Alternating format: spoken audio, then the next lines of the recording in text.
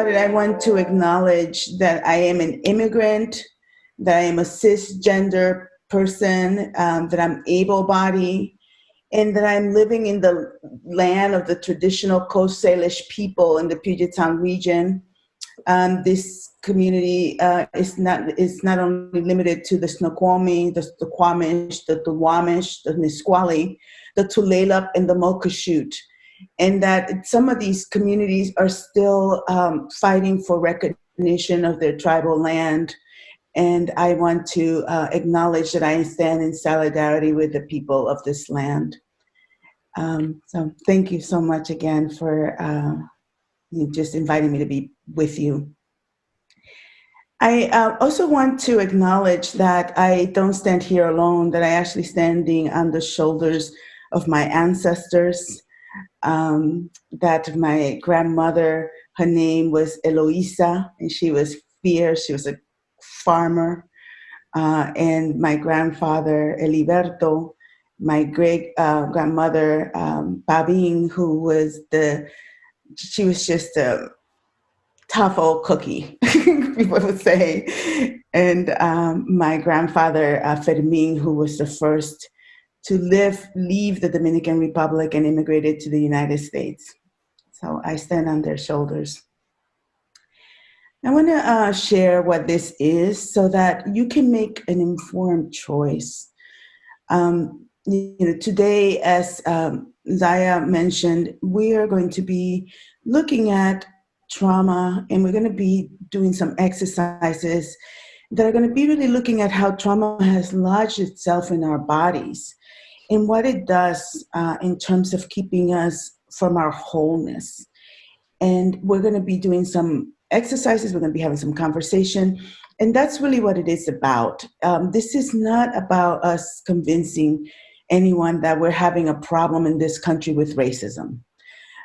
We are having a problem with racism in this country, and not only in this country, but it is also globally, because the systems of colonialism and conquering and imperialism and land theft and all of those things that Lisa's going to talk about a little bit more later, have created it in that there is a problem, global problem with racism. So I am going to say, if it feels like you're not convinced of that yet, if you don't really know this, then I advise you to really take good care of yourself. Take good care of yourself. And it's okay to opt out of this conversation. It's okay to go garden or write a letter or just in whichever way that you can take care of yourself. Because this is not a place for us to be trying to convince you. We want you to join us in healing this wound that is hurting all of us. SAN has a lot of great resources, and I just mentioned these two people, the one who is available for anyone to check in with, but also Gabor Mate. And in addition to that, there's also lots of talks that you can listen to. But I also want to recommend a couple of books that you can probably, one is Judith Blackstone, the Trauma and the Unbound Body. She's someone that has come to SAN and comes to SAN and has some meditations available that you can access. And then another person that has a really great resource is My Grandmother's Hand, which is Rasmus' book. And he is an amazing just speaker and therapist, and he's going to be coming to SAN later. When is it, next month, Zaya? November. It will be November. Yeah. In November. So, and then, if you don't understand some of the things, this is a little bit, some people have a hard time with her, but she's amazing and just a great person to listen to. She has an amazing amount of YouTubes as well as this amazing book that can speak to some of the things that are happening in this country. Okay, so that's that piece with the resources. The next piece is about resourcing you. Those of you who have chosen to stay. Whenever we have this conversation, of trauma, right? And as I said, trauma is a way of disrupting our bodies, disrupting our felt sense, disrupting us so that we don't have access to our emotions. Things might, we might overreact, we might disassociate, all of these different things. So it's really important that when we do this work, we slow things down. We slow things down. And not only that, that you know what you need in order to feel resourced. Because what happens is sometimes we get hijacked by the reptilian brain that goes into fight or flight mode, fight, flight, or freeze. And then we feel like we need to escape, right? So at that moment is when we need to really go deep into grounding ourselves. So I'm going to show you something that a friend of mine, her name is Davida Ingram, showed me. And this is going to look really simple. And I wish we had time for us to do it, but we don't right now. But it's just very simple. It's 4 stick figures. And what these 4 stick figure does is like when you have the bubble all around you, all the way to your feet, you see that? You're in your groove, you got this, you're flowing, life is good, right? And then sometimes you get into a conversation and you are here and the bubble is just above your gut. You still have access to the knowing in your gut. You still have your heart and you have your brain, but you feel a little bit outside of your depth. And you're not. Victoria, we're getting a request for the image to come up just a little bit higher. Thank you. Thank you. Okay. So you're just a little bit outside of your depth here, right? So this is where you begin, okay, I need to take it slower. I need to resource myself. I'm out of my depth here, but I still have my intuition and I still have access to my heart and my brain, right? Then we come over here. Things are getting really heated. You lost your intuition, you lost your footing, still have your heart, and you know that, oh my gosh, my heart is I'm feeling my heart, and I want to be good, and all of this stuff's come up, but and you still have your brain, and your brain is going 100 miles a minute, but you don't have access to your intuition, and you don't have access to your footing. When you're at this level, you're in the danger zone. You can either go back here and start using some of those tools that because you're here, I know that you have some tools. We're going to talk about, and we're going to do some of those tools, practices, but this is where you go back into your meditation. You go deep into your visualization. You might go into writing or taking a walk or drinking some water or praying to your ancestors. Whatever you do to get yourself grounded, this is where you begin to start really do it. Because if not, you can go right here. And right here is when you're in a dead panic, the bubble is way above your head, and you don't even have access to your body. This part is very dangerous because this is the part that goes into major reactivity. So we don't want to get anywhere here. We want to stay out here. Okay? Now, because we're not near you, oh, you're going to take a picture? Here we go. Here you go. Okay. You're welcome, Jet. Because we're not with you in the same room, the body is really amazing because the body help each other. Our bodies help each other to regulate and to settle. So we're not there with you in your house, although I'm sure some of you, we wish we could be. So I see some beautiful pictures here, some trees, and but because we're not, we rely on you to know your gauge and to sense what you need to regulate yourself. Okay? Are you with me? Yeah? Okay. Fantastic. All right. So I'm going to lead a very short meditation now to help us to resource. And this meditation comes from the work of Judith Blackstone in the realization process. And it's one of the most powerful practices that I've ever done with Judith in particular, because what Judith did was that she helped me to inhabit my body from all of my own trauma, both regular trauma and racialized trauma, okay? But to really penetrate the body, not from the surface of the body, but to go deep inside the body. And what has happened is I have been meditating for a long time. I had done yoga, I lived at the Kripalu Center in Lenox, Massachusetts. I've done a lot of different practice, but what happens is that when there's trauma in the body sometimes, we tend to just meditate in the places that we're most open. And we tend to stay there. So I was a Vipassana practitioner for many years. And so it's really up here, right here, just where it's open. So the places that are constricted, and this is what trauma does, right? It constricts the body. I wouldn't go. I wouldn't visit, right? So I started going into those spaces and started to open and releasing all of that potential energy that gets lodged in the body due to the trauma. Now, we all have experienced some form of trauma. It could be very small things like having our primary caretaker have a stern face and turn away from us,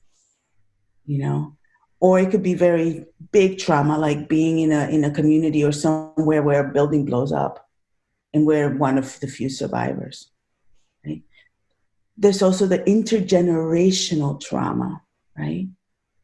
Like the Nazis killing of Jewish people in Auschwitz. That trauma gets passed on in the DNA. We know the research. It gets in the blood. It gets in our DNA. It is passed on from generation to generation through epigenetics, right? So this is the work that helps us to undo that. So are you ready? Okay. Beautiful. Make sure that you're sitting comfortably somewhere. And it could be on the floor, on a chair, on a table, it's okay. And if it feels okay for you to close your eyes or to have a soft gaze, allow your eyes to do that.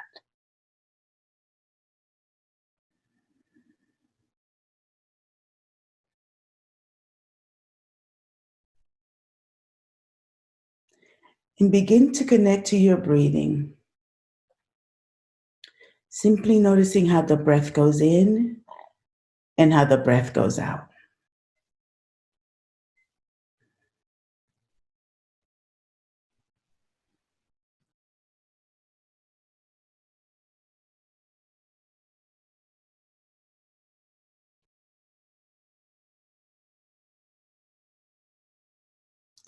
And allowing the breath to be subtle and soft. And now imagine that there's a string going from one ear to the other. And right in the center of that string is the center of your head. And allow the breath to come right to the center of your head.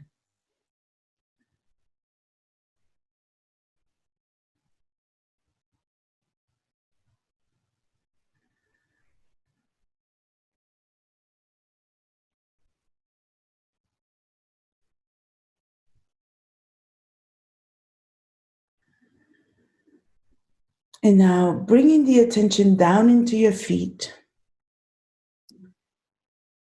And feel that you're inside your feet, that you inhabit them.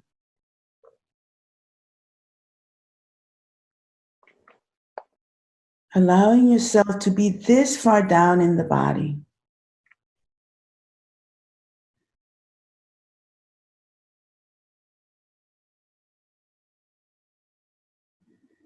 And making sure that as you continue to breathe, the breath does not pull you up away from your feet.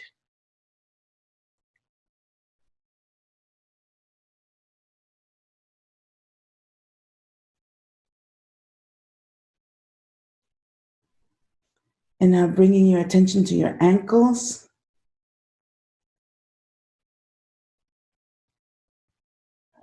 And see if you can find the space inside your ankles.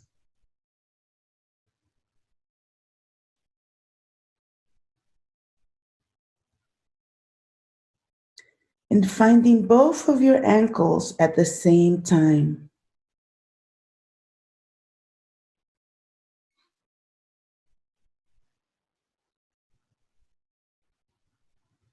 Finding both of your ankles at the same time helps the mind to balance. Mm-hmm.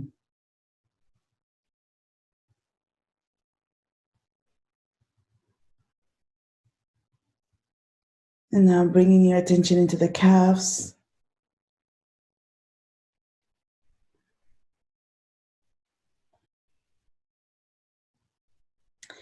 And if the mind is restless, allow the mind to settle on the chair.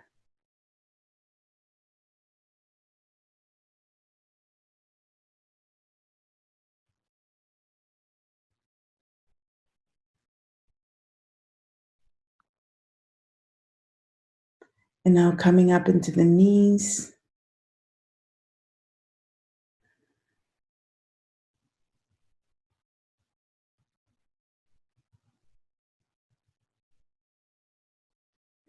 And from the knees, you can look down your calves, down into the feet.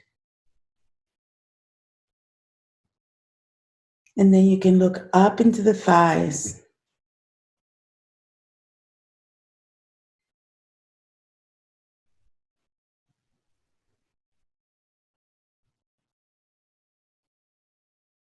And coming up into the thighs.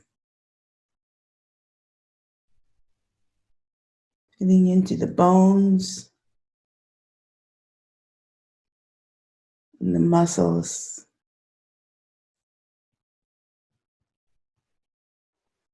All the way deep into the thighs.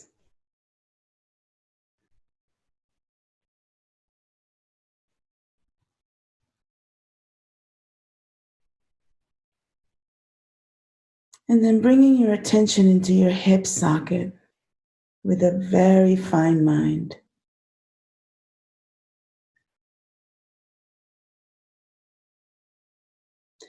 From the hip socket, you can look down into your thighs. And you can look up into the torso.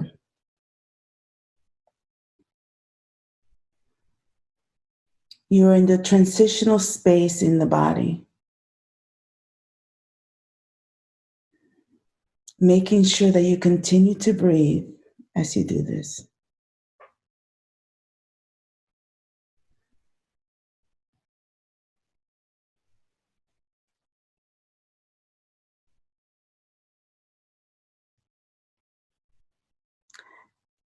And bringing the attention up into the torso.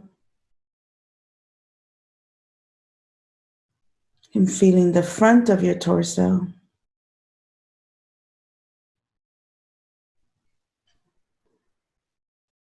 In the back of the torso.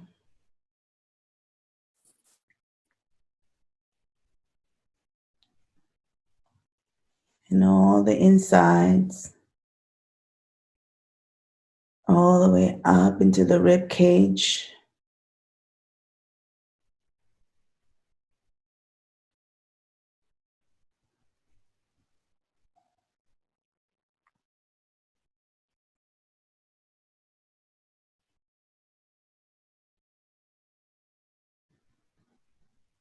And bringing the attention up into the chest area.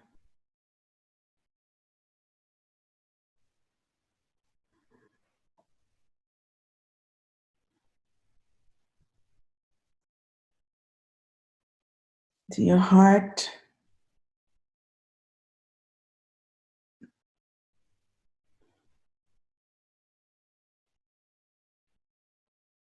Your upper back.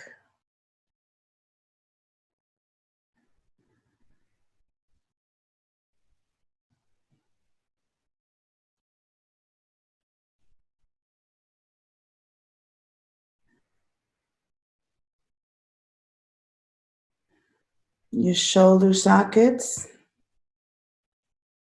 and feel that you're inside your shoulder sockets with a very refined mind.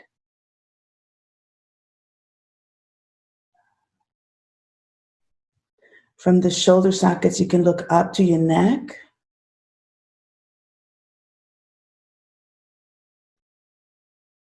And into the back.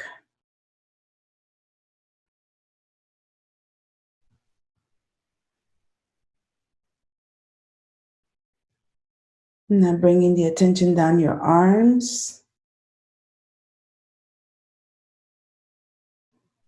your elbows,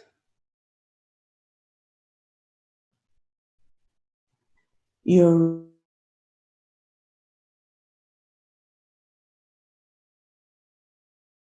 wrists, and your fingertips.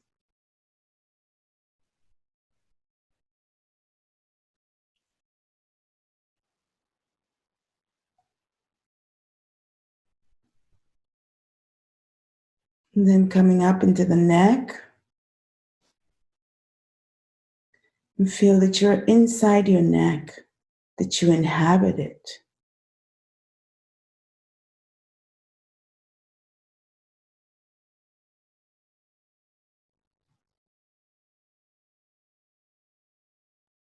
Finding your larynx, quality of your voice, your potential to speak inside your neck.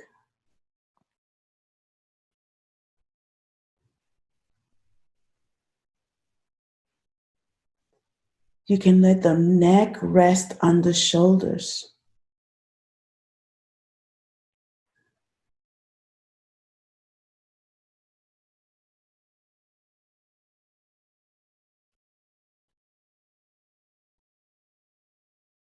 And coming up into your face.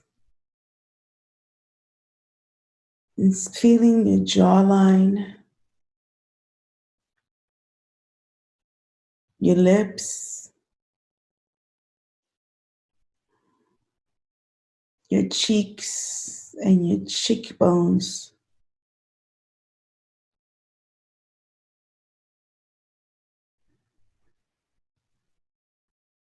Making sure you continue to breathe.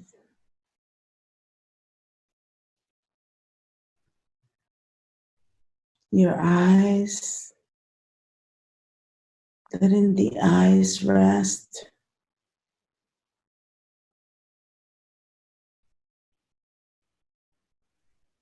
Your forehead.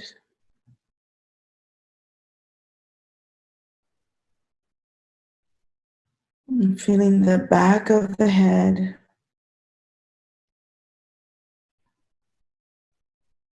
And now feel that you're in your entire head.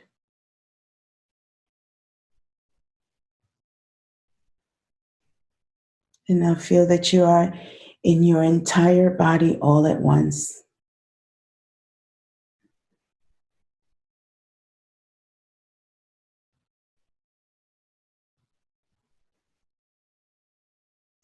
And from inside your body, you can feel the space outside of your body, the space in the room.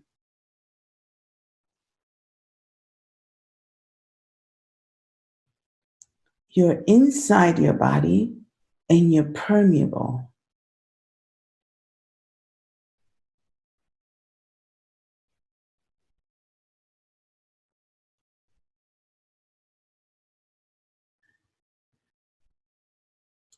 And now you can open your eyes, staying inside your body. Staying inside your body, just open your eyes if they were closed. And just very slowly allow yourself to look around the room.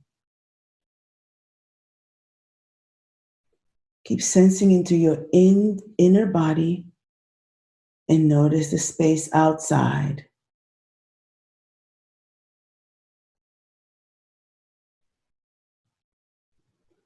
Allowing yourself to turn